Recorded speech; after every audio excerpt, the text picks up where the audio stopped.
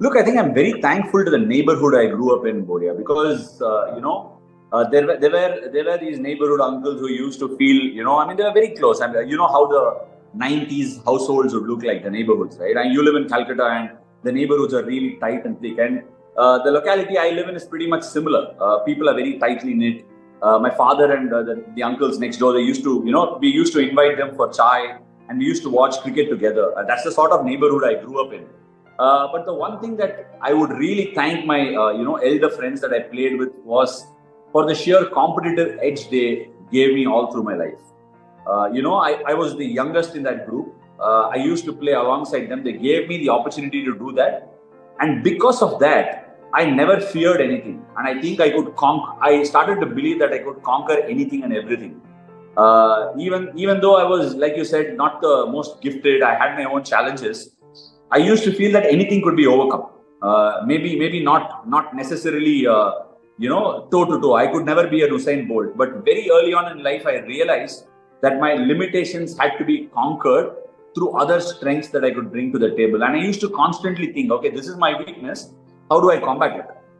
So the overall dismissal at the non-striker's end stemmed from that, because I used to be a slow runner between the wickets, and I used to cop a lot for that.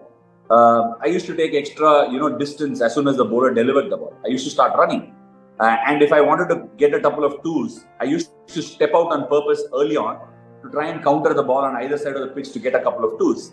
Just started thinking like that. And then I realized, okay, maybe this is an edge.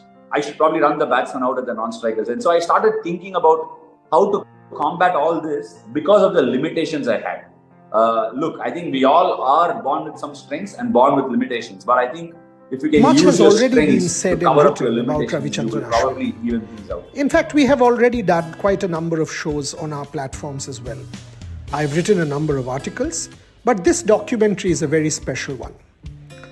Ashwin has been one who I've known very well for over a decade and a half. We have argued, we have had our disagreements, but the point is, at no instant did we lose respect for each other. I've always had the greatest respect for Ashwin, for his art, admiration for who he is and what he stands for, his mental strength, and that's what it is all about. Ashwin had said something very interesting to me. He said, "You might consider me a bad cricketer, but at no point can you say that I did not give my 100% out there for India." That's what his Sydney story is all about. India was struggling. India needed Ravichandran Ashwin, the batter, to put his hand up, and Ashwin was in no position to bat. If you listen into the anecdote, you will know the story that he had narrated in an interview to me, what he was going through.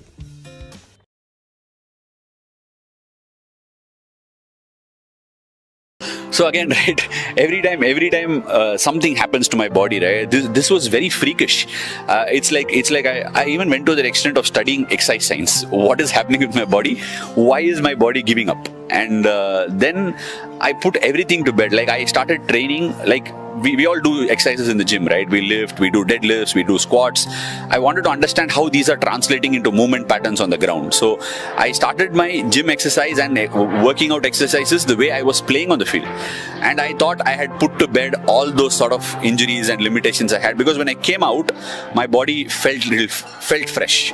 And I had put everything to bed, went to Melbourne, the Sydney test was going on, we could draw the test match, we had a chance of winning the test match, and suddenly I turn up on day 5, was it, when the declaration happened, day 4.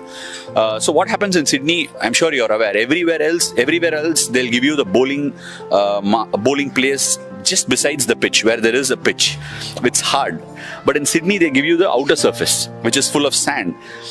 So because we had bowled for the first 4 days, the footholds were big, and I went and just warmed up and bowled the first ball. My toe landed and the toe stuck inside the hole and my upper body twisted. And I'm like, ouch, that hurt. And one of the hips went down and the other hip went up. And I was wincing in lower back pain, and I didn't know how to do it. And then I went to Nitin, the physio, and I said, it's paining. He said, okay, lie down. And he took a look and they said the left toe is in front and the right toe is in back. So it was that bad. And he kept rotating my hip, got it into position. But whatever said and done, the damage had been done. He gave me a really powerful painkiller. I took the painkiller and kept bowling. It was painful because it took me 2 overs for the pain barrier to cross. I bowled 2 overs at Steven Smith and Manas Labuschagne, just darting the ball so that my body got into, the pain, got used to it. I got used to the pain. And once I bowled the 2 overs, I kept going for 14 overs. I told Ajinkya and Rohit that I cannot stop. If you stop me, I can't bowl again. So I went for 14 overs. And then my body was in pure shape and they declared, and then I went in. Little did I know that I was going to have the worst night of my life. So when I went after dinner, like I was just sitting, stretching, I went after dinner to lie down. My back didn't go down. Like I couldn't go down. So literally I put a towel underneath my back, held my hip up, and then went to sleep.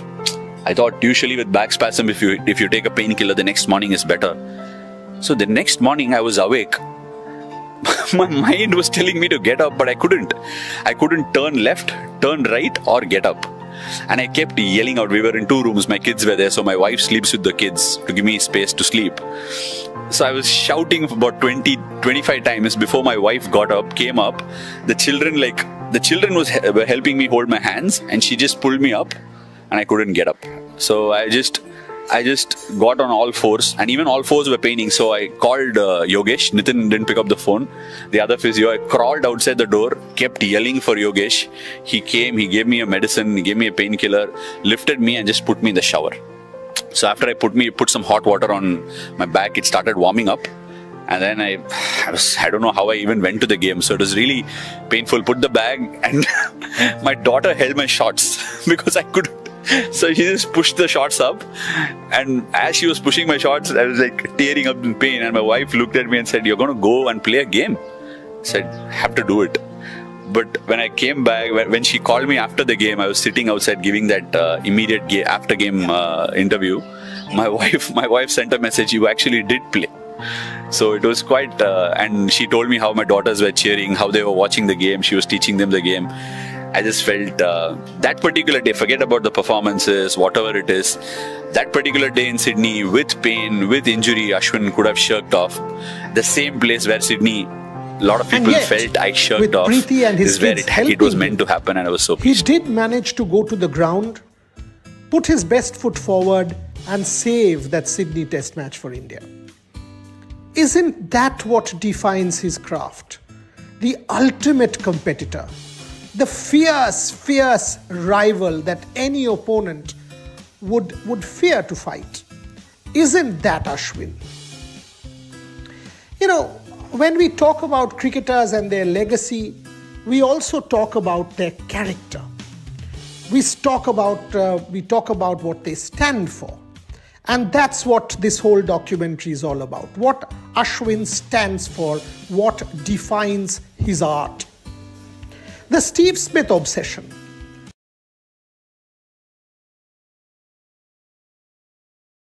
Ever since 2016-17, I watched Steve Smith like a madman, like literally obsessed over how he made those runs, what he does differently.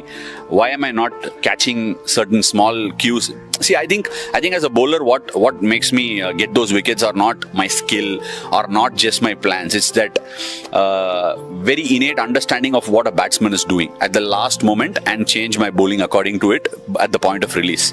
And with Steve Smith, I found out that I was not picking those cues that he was giving me.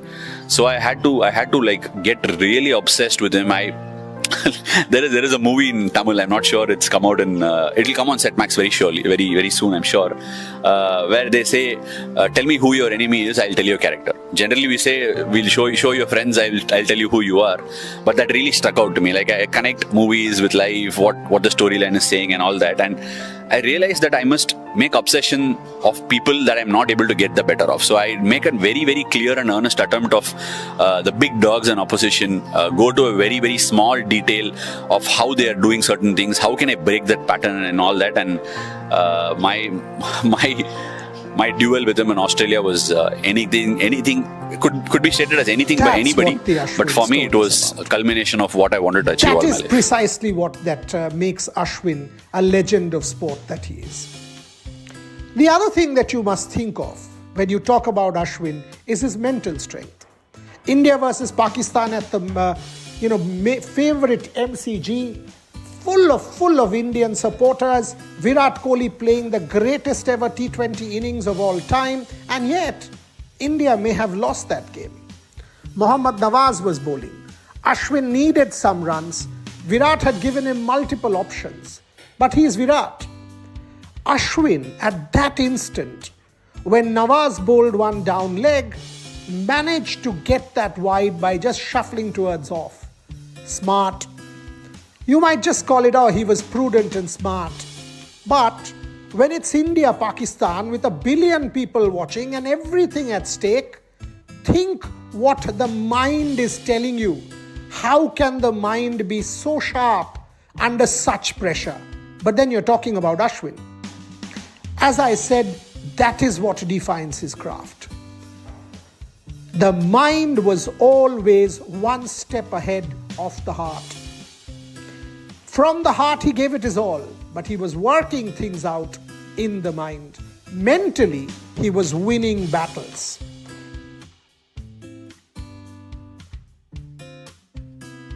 So border Gavaskar trophy चल रही है, गाबा का test draw हो चुका है, 1-1 में है हम लोग, और साथ ही साथ एक स्पेशल अनाउंसमेंट भी हुई है। रविचंद्रन अश्विन ने इंटरनेशनल क्रिकेट से रिटायरमेंट ले लिया है। Harbhajan Singh the legend himself is with us. भज्जूपा, पहले तो मैं पूछूंगा रविचंद्रन अश्विन के रिटायरमेंट पे, थोड़ा सा सरप्राइजिंग था कि मिड सीरीज रिटायरमेंट आ गया? बिल्कुल, मैं तो सरप्राइज़ हुआ वहाँ पे, क्योंकि मुझे लग रहा था कि पूरी सीरीज़ जो है वो खेलनी चाहिए थी, बट हर किसी का नज़रिया जो है वो देखने का अलग है। शायद उन्होंने ये डिसाइड किया है, बहुत सोच समझ के किया है कि क्या करना है, अपने कैरियर को किस तरह वो देखते हैं। तो but phenomenal career over the years, he is done really well for India. बहुत सारे मैच जिताए हैं, सीरीज़ जिताई हैं, और क्रिकेट की जो हमारे जो स्पिन की प्रथा है भारत की, उसको काफ़ी आगे तक लेके गए हैं। तो I wish him all the very best. I hope कि जो अगली इनिंग जो इससे भी बेहतर हो तो फिर मज़ा आ जाए। तो all the very best to Ashwin, well done for the great career. बिल्कुल, एक और सवाल मैं अश्विन पे पूछूंगा, क्योंकि आप लोगों ने वाइट बॉल क्रिकेट ज़्यादा साथ में खेली है। जो फर्स्ट इंटरेक्शन था अश्विन के साथ, अगर उस पर आप थोड़ा सा हमें बता पाए कि जब आपने फर्स्ट देखा था उनको, आपका क्या थॉट था, और जिस हिसाब से थिंकिंग क्रिकेटर, डॉक्टर बोला जाता है उनको, हमेशा वो एक ऐसे क्रिकेटर थे जो गेम के बारे में काफ़ी सोचते हैं, एनालाइज करते हैं, और क्रिकेट का कीड़ा कहते हैं ना, वो कीड़ा है, वो क्रिकेट का उसके वो कीड़ा है, उसको बिल्कुल डीपली एनालाइज करनी हर चीज़ को। तो बहुत great student of the game, मैं तो यही कहूँगा। और ये एक जो न्यूज़ आई है कि अभी रिटायरमेंट आज हो गई है इंटरनेशनल क्रिकेट से, ये भी कोई डिसीजन उन्होंने ऐसे नहीं लिया हो कि बस आज सोचा और आज ही कर लिया। तो ये काफ़ी दिनों से शायद उनके दिमाग में चल रहा होगा। और मे भी एक और भी कारण जो मुझे लगता है हो सकता है कि देखिए, जब आप इतना अचीव करते हो, आप सबसे ज़्यादा विकेट लेके टॉप पे हो, और उसके बावजूद जब आप बाहर के टूर्स पे जाते हो तो आपको पहली 11 नहीं मिलती, फर्स्ट 11 आपका जो राइट होता है वो नहीं मिलता है। वो इस टूर की बात नहीं मैं कर रहा हूँ, WTC फाइनल देखा है हमने इंग्लैंड में, ऐसे कई मैचेस देखे, कई टूर देखे जहाँ उनको पहले मैच से टीम में नहीं रखा जाता, और पूरी सीरीज़ मुझे याद नहीं है कि अश्विन ने बाहर कोई खेली हो।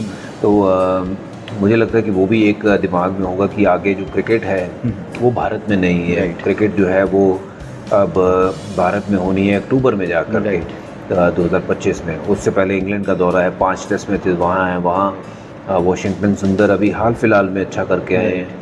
और थोड़ा सा ये ट्रांजेक्शन जो हम देख रहे हैं कि वाशिंगटन सुंदर पहले मैच में खेले, फिर दूसरे मैच में अश्विन खेले, फिर जडेजा खेले, तो शायद कहीं एक उनको ये सुगंध आ रही थी कि ऐसा भी हो सकता है कि इंग्लैंड में वाशिंगटन सुंदर को लेके जा सके, या फिर उनकी तरफ अब झुकाव ज़्यादा हो रहा है टीम में। तो may be that could be a reason, but this is the only way what I have heard from different people कि ये भी एक कारण हो सकता है। बट उनके कैरियर पे नज़र डालें तो फिनोमिनल कैरियर, बहुत ज़बरदस्त कैरियर रहा है, बड़ा खिलाड़ी जो रिटायर हुआ है। भज्जुपा, जब आप और अनिल कुंबले साथ में खेलते थे तब हम लोग यही सोचते थे कि हु आफ्टर देम, कौन ले जाएगा इस स्पिन का जो एक लैडर है उसको, नेक्स्ट स्टेप कौन ले जाएगा। फिर अश्विन आए, जडेजा भी ऑनरेबल मेंशन उनको भी जाता है टेस्ट क्रिकेट में जिस हिसाब से उन्होंने कंट्रीब्यूट किया है। बट आपको लगता है कि इंडियन क्रिकेट में अब थोड़ा सा स्ट्रगल आने वाला है कि to find a finger spinner? देखिए, जब कोई बड़ा खिलाड़ी जाता है तो लगता है कि वो जगह खाली हो गई है, बट भारत ने बहुत बड़े बड़े क्रिकेटरों को पैदा किया है और आगे भी ये प्रथा जो है मुझे लगता है चलती रहेगी, क्योंकि टैलेंट की कोई कमी नहीं है भारत के पास और बहुत टैलेंट है, भर भर के टैलेंट है। और अगर बल्लेबाजी की बात करें, देखिए सडनली आप देखेंगे यशस्वी आ गए, ऋतु आ गए, गिल आ गए, तो ऐसा लगता था कि आफ्टर तेंदुलकर हूँ, फिर विराट आए, विराट के बाद फिर अब ये नए लड़के आ रहे हैं।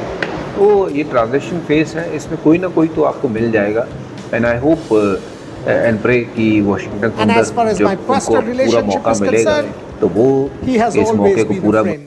During the ban, something I have written about, he stood there for me at Dubai airport to give me a hug and say, "You are good for sport and things will get all right." He has forever been there whenever I have asked of, something of him. It's been respect. I've been critical. He's argued with me saying you're wrong. I've told him you are wrong, you're misinterpreting.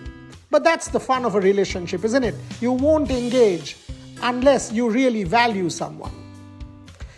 When he came to my house, I thought I'd feed him some typical Kolkata cuisine, and here comes someone who says, that kachori jalebi that you keep talking about, that North Kolkata delicacy that you keep writing about, why don't we have that?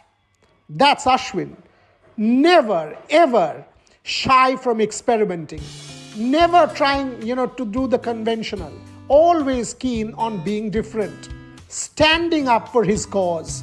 And he leaves a legacy that will be difficult to match. Looking forward to catching up with him very soon. He will be there for the Chennai Super Kings in the IPL, the best IPL auction call as far as I'm concerned. And make no mistake, he's contributed and enriched Indian cricket like anyone else. He's a true devotee, and the sport, may I say, will miss him. Go well, Ash. Much love and God bless.